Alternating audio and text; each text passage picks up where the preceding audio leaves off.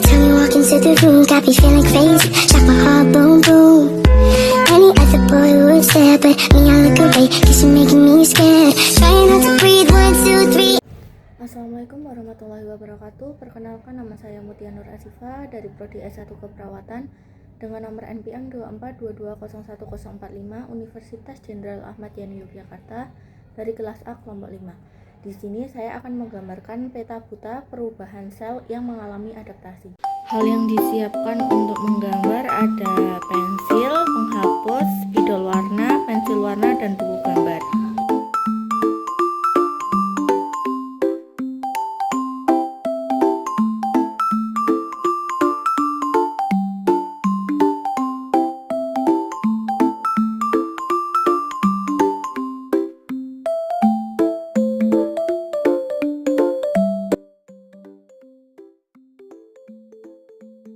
Di sini saya akan menjelaskan mekanisme atau proses adaptasi sel.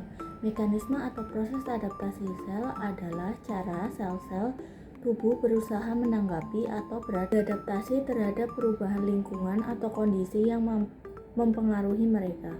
Berikut adalah penjelasan untuk masing-masing proses adaptasi sel.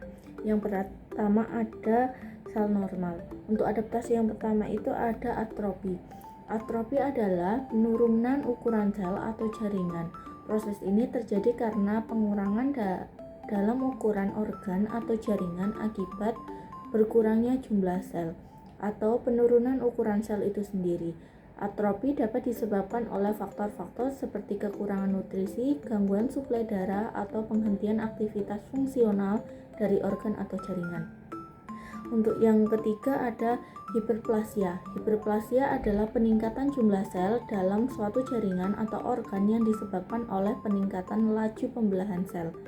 Hiperplasia sering terjadi sebagai respon terhadap rangsangan seperti hormon atau cedera. Contoh hiperplasia adalah pembesaran kelenjar prostat pada pria seiring bertambahnya usia.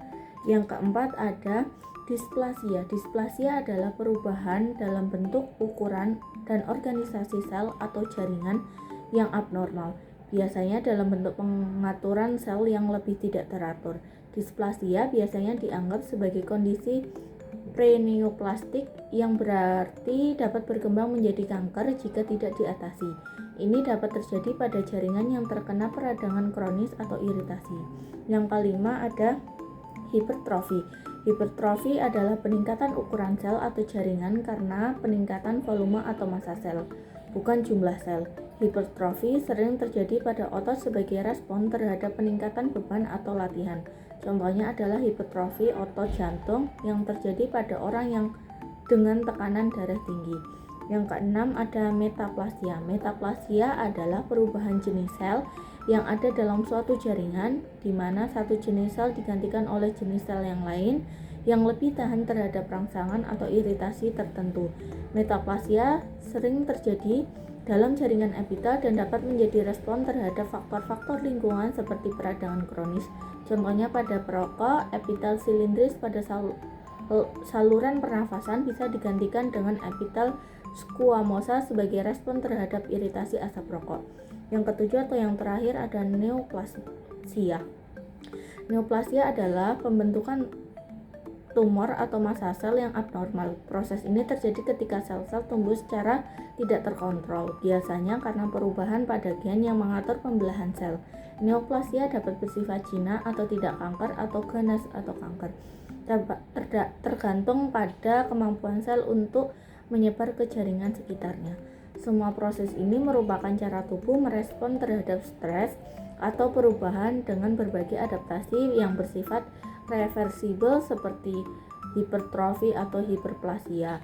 Sementara yang lain bisa menunjukkan perubahan permanen seperti displasia atau neoplasia. Berikut adalah gambarnya. Sekian yang dapat saya sampaikan. Apabila ada kesalahan, mohon maaf. Semoga video ini dapat bermanfaat. Wassalamualaikum warahmatullahi wabarakatuh.